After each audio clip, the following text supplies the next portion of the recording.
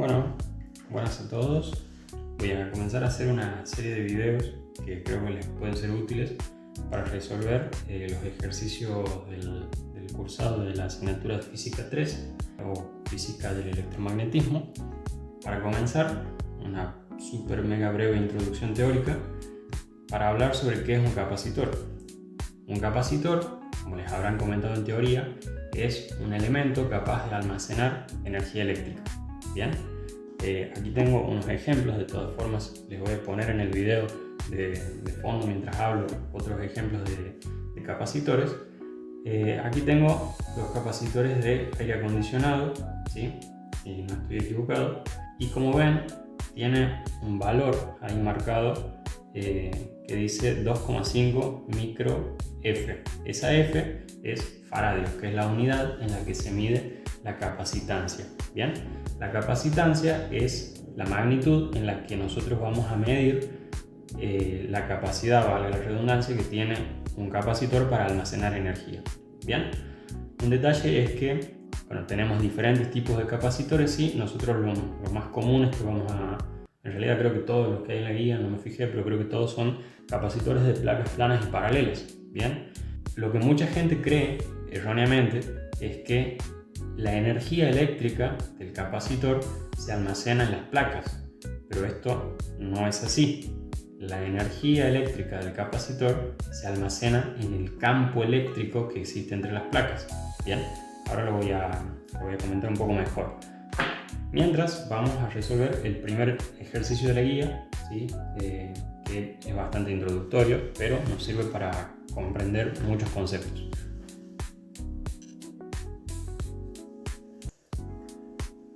Bueno, mientras resuelvo el problema, en realidad mientras lo leo, voy a mostrárselos acá en la pantalla.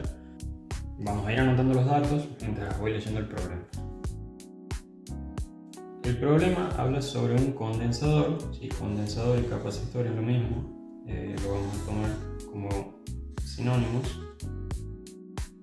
El problema habla sobre un condensador de placas planas y paralelas, ¿sí? No todos los capacitores son de placas planas y paralelas, ¿sí? Existen diferentes configuraciones, placas cilíndricas, por ejemplo, o placas esféricas. En la teoría tienen ejemplos de esos casos, pero bueno, el más sencillo de todos es el de placas planas y paralelas. Lo que dice el problema es que tenemos un condensador de placas paralelas separadas por aire y tiene una capacidad de 0,14 microfaradios. Bien, entonces anotamos el dato de la capacidad o capacitancia, 0,14 microfaradios. Bien, las placas están separadas entre sí a una distancia de igual a 0,5 milímetros. Bien, y ahí nos empiezan a preguntar diferentes cosas. Aquí les voy a mostrar, esto no es necesario que lo hagan para resolver el problema, pero yo lo voy a hacer porque quiero explicarles una cosita. Estas líneas que estoy dibujando aquí son las líneas del campo eléctrico que está en el interior, en realidad en el interior no, en el espacio entre las placas del capacitor, ¿sí? Ahí, en esa región de campo eléctrico, es donde se almacena la energía eléctrica, ¿bien? Todos los capacitores tienen como un factor común que la carga en las placas es la misma, ¿sí? Solo que de signo contrario. Aquí en este caso he dibujado la placa positiva o cargada positivamente en el lado izquierdo y la placa cargada negativamente en el lado derecho.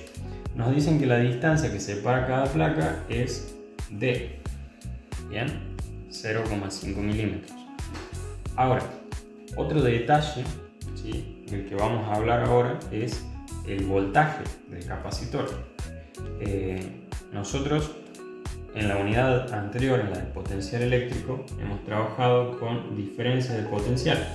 Bien, en este caso, esta placa tendrá un potencial positivo y esta otra un potencial negativo, ¿sí?, o un potencial menor que el de esta otra placa. Esa diferencia de potencial, ¿sí?, entre las dos placas es lo que nosotros vamos a conocer como voltaje. Bien, y vamos a denotarlo simplemente con la letra B. Ustedes saben que no existen los potenciales absolutos, siempre medimos diferencias de potencial, pero bueno, nosotros vamos a llamar a esta y vamos a denotar con la letra B al voltaje del capacitor, ¿sí? Que es la diferencia de potencial que existe entre las placas del capacitor. Ahora vamos a trabajar sobre la siguiente expresión. Aquí la voy a anotar. Esta expresión, ¿sí?, es la definición de capacitancia. La capacitancia se define entonces como la relación entre la carga de las placas del capacitor y el voltaje entre ellas. Bien, un detalle es que en esta expresión estas dos magnitudes están en valor absoluto, es decir, por definición la capacitancia es una magnitud positiva. Bien, entonces esta carga es la carga de la placa positiva o cualquiera de las dos en valor absoluto, y este voltaje por definición lo tomamos positivo. El ítem A nos pregunta cuál es el área de cada placa.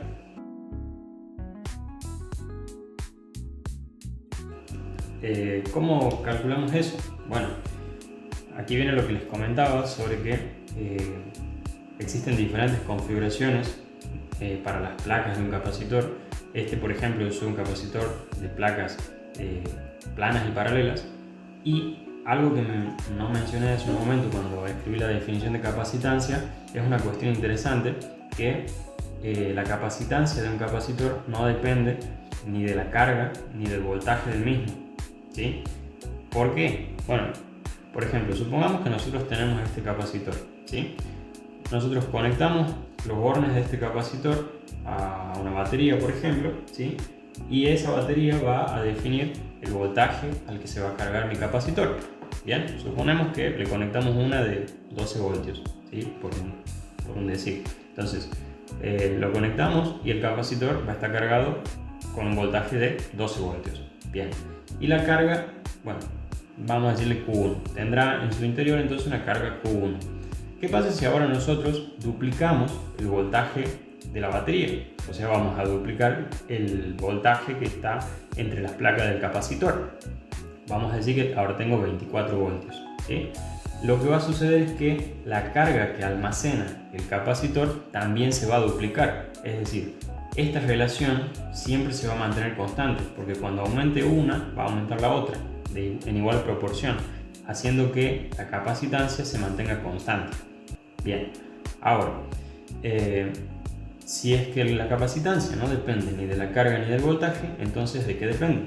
Bueno, eso es lo que vamos a ver ahora, pero en sí la capacitancia de un capacitor depende de la geometría que tenga el mismo, o sea, de cuestiones como la distancia que separa las placas, el área que tiene cada placa, bien, y bueno, diferentes cuestiones según la configuración del capacitor. Ahora vamos a encontrar el área de las placas, es lo que nos pide el primer ítem, y para poder hacerlo tenemos que encontrar la expresión de la capacitancia para este capacitor, ¿sí? ¿Cómo hacemos eso? Bueno, por la definición nosotros sabemos que capacitancia es carga sobre voltaje, entonces lo que tenemos que hacer es encontrar el voltaje del capacitor. La carga tampoco la tenemos, pero no importa porque después se va a terminar suprimiendo, ¿bien? O simplificando con otra expresión que aparezca aquí abajo. Entonces lo que tenemos que hacer es hallar primero el voltaje del capacitor. Ese voltaje lo podemos hallar como una diferencia de potencial, ¿sí? Vamos a llamarle B directamente, y esto va a ser, como estamos tomando el valor absoluto, la integral desde A hasta B del campo eléctrico, ¿sí?, producto escalar de diferencial de L. Esta es una expresión que hemos trabajado mucho en la unidad anterior. Y bueno, ¿sobre qué lo vamos a aplicar? Sobre, o entre mejor dicho, las placas del capacitor. Esas serían las líneas de campo eléctrico. Y el diferencial de L lo vamos a tomar así también, para que sea coincidente con con las líneas de campo eléctrico, tengan el mismo sentido. Entonces, si aplicamos la definición de producto escalar, esto me quedará coseno de 0 grados. Bien, asumiendo que el campo eléctrico es uniforme en toda la región entre las placas, puedo sacarlo de la integral y vamos a llamar a este punto A y a este punto B, ¿sí? Y nosotros sabemos que la diferencia entre A y B es la distancia D entre las placas.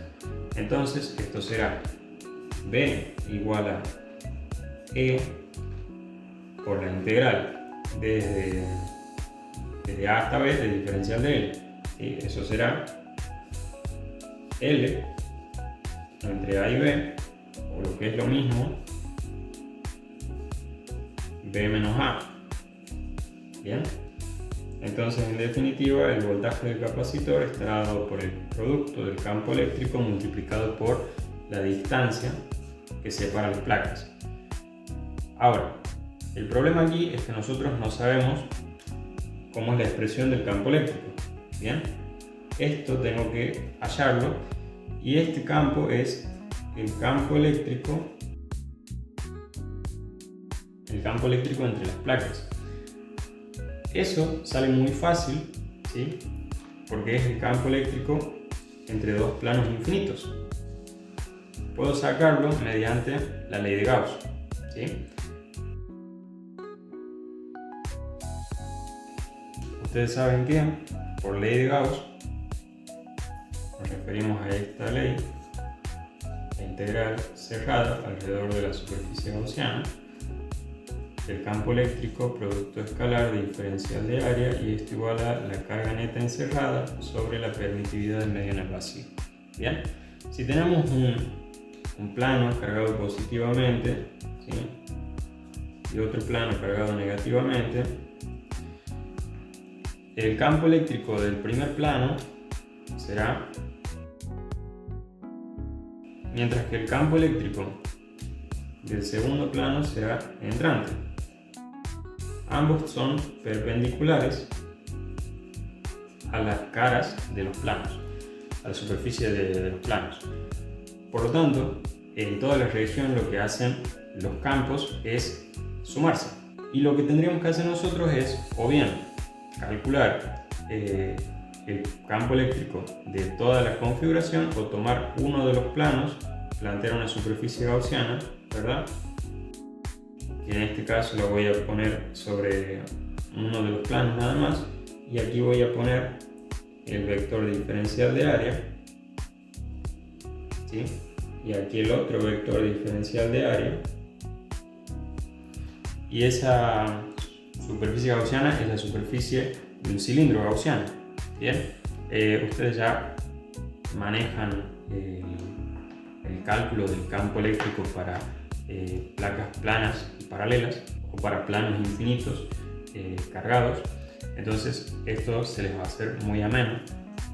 Lo que hay que hacer es, para la primera parte, la parte de la integral, ¿sí? Esto se va a descomponer en la integral de la pared, campo eléctrico diferencial de área, y vemos que la pared forma la pared es paralela a las líneas de campo, o dicho de otro modo, el vector diferencial de área es perpendicular a las líneas de campo eléctrico. Entonces forma un ángulo de 90 grados, coseno de 90. Esto le tenemos que sumar las dos integrales de la tapa de la superficie gaussiana o del cilindro gaussiano, que en este caso formarán un ángulo de 0 grados, o mejor dicho, las tapas son perpendiculares al flujo, es decir, existe flujo eléctrico a través de las tapas, o viéndolo desde el punto de vista del vector diferencial de área, el vector diferencial de área es paralelo a las líneas de campo. Entonces esto quedará coseno de 0 grados. Bien. Y esto igual a la carga neta encerrada, dividido la permitividad del medio en el vacío. Esto se anula y me quedará 2 veces el campo por el área de las tapas igual a la carga neta encerrada sobre la permitividad del medio en el vacío. La carga encerrada por el cilindro gaussiano será la densidad superficial de carga por el área encerrada, que coincide con el área de la tapa. Bien, esto dividido la permitividad del medio en el vacío. Entonces acá, área de tapa se va con área de tapa y me quedará que el campo eléctrico para uno de los planos o de las placas es campo sobre 2 veces la permitividad del medio en el vacío. Bien, esto es para, como les digo, uno de los campos.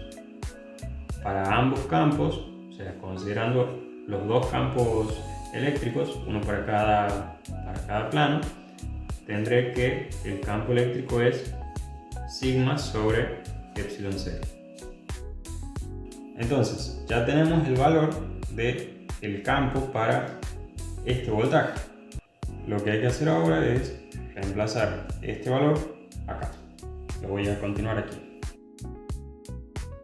Entonces el voltaje será, reemplazando la expresión de campo, sigma sobre epsilon 0 por D. Bien. Ahora, tomando esto y reemplazándolo en la expresión de capacitancia, que esto en realidad se puede escribir de otra manera, intercambiando la densidad superficial de carga por Q sobre A. Ahora, esta expresión la podemos introducir en la definición de capacitancia y tendremos Q dividido el voltaje, que es Q por D sobre el área dividido la permitividad del medio en el vacío. Aquí las cargas se van, que es lo que les comentaba que iba a suceder, y me queda que la capacitancia es el área de las placas del capacitor por la permitividad del medio en el vacío en este caso, y dividido la distancia que separa las placas.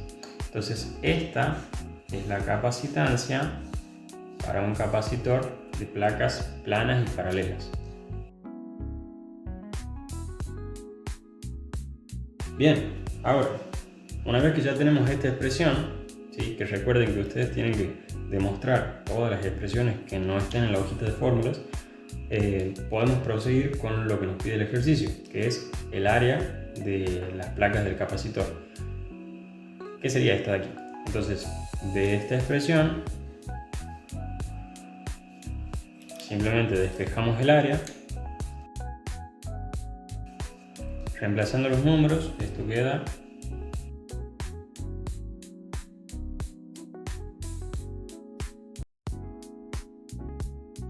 aquí. Les he escrito la permitividad del medio en el vacío en otras unidades que son bastante útiles para el tema de capacitores. Y otra cosa que les quiero mencionar es que las unidades de esta expresión, por las dudas, la capacitancia, que sí lo hemos dicho, son faradios. Bien, faradios es igual a Coulomb sobre voltios. Bien. Y lo que les mencionaba es que otra unidad útil para la permitividad del medio en el vacío es faradios sobre metros. Bueno, el resultado de esto, 7,91 metros cuadrados. Bien, es un número bastante importante, bastante grande, pero es lo que nos sale. Bien, ahora vamos a seguir con el resto de los ítems.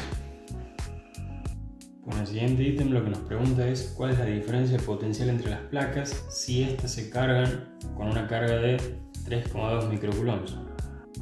Lo que tenemos que hacer ahora es, aplicando la definición de capacitancia, como tenemos como dato el valor de la capacitancia del capacitor, despejar el voltaje y ya está. Es decir, de la expresión C igual a Q sobre V, podemos sacar el voltaje como Q sobre C. Bien, donde el valor de la carga nos dicen que es 3,2 microcoulombs y el valor de la capacitancia es 0,14 microfaradios. Y esto, según mi calculadora, es 22,86. Entonces esta es la diferencia potencial que existe entre las placas del capacitor. No puedo creer que voy a tener que gastar otra hoja para esto, pero bueno. Seguimos en el mismo problema. Lo que nos pide el ítem C es la energía almacenada en el capacitor. Existen varias formulitas para calcular la energía potencial que almacena el capacitor, que es energía potencial eléctrica. Así que, como ya les he mencionado, en realidad esa energía se encuentra almacenada en el campo eléctrico del capacitor. Esas formulitas están dadas por la capacitancia y el voltaje, o aquí, por ejemplo, cambiando la capacitancia por su definición, podemos escribir 1/2 de Q por B, o si hacemos nuevamente el cambio, 1/2 de Q cuadrado sobre C. Podemos utilizar cualquiera de estas fórmulas para obtener la energía almacenada en el condensador. ¿Cuál es el concepto de la energía? O sea, ¿qué es físicamente esta energía que almacena el capacitor? Bueno, esa energía es igual al trabajo necesario para cargar las placas del capacitor hasta una carga Q. Entonces, ahora podemos tomar cualquiera de estas formulitas. Por ejemplo, vamos a tomar, para producir menos error, la última, que estará en función de datos que nos da el problema.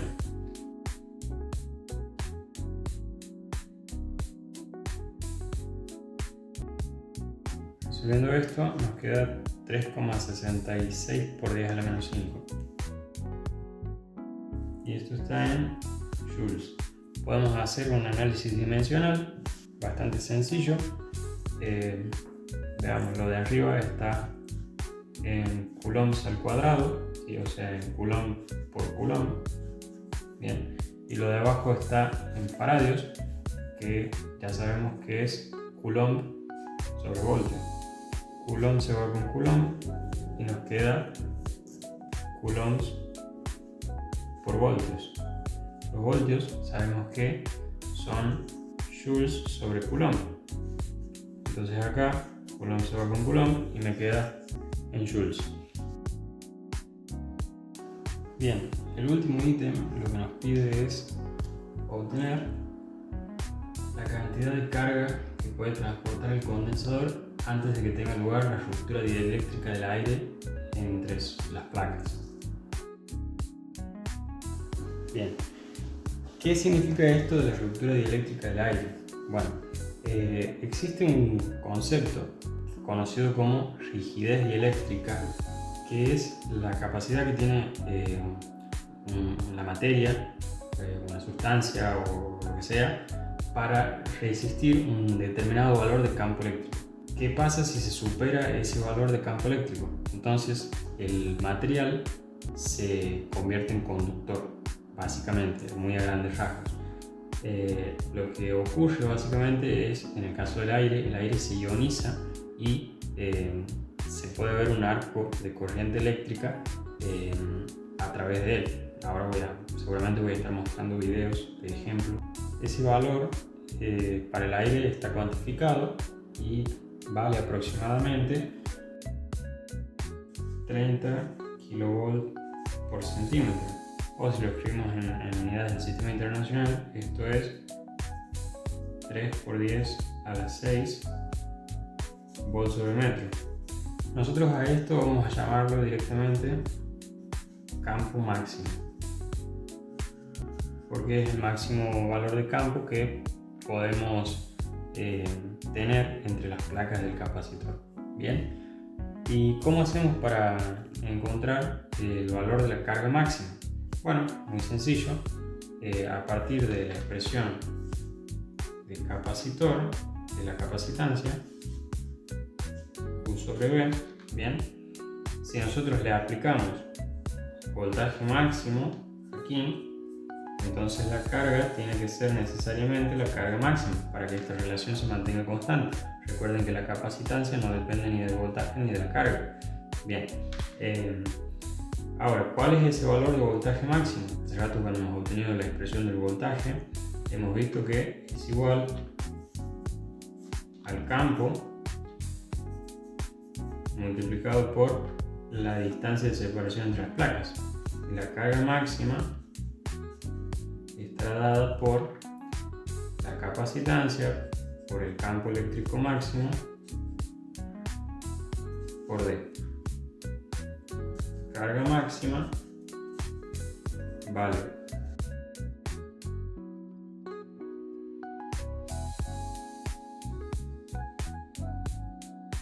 2,1 por 10 a la menos 4 coulombs. Entonces ahí finaliza el ejercicio número 1 de la guía de trabajo práctico número 5, capacitores y dieléctricos.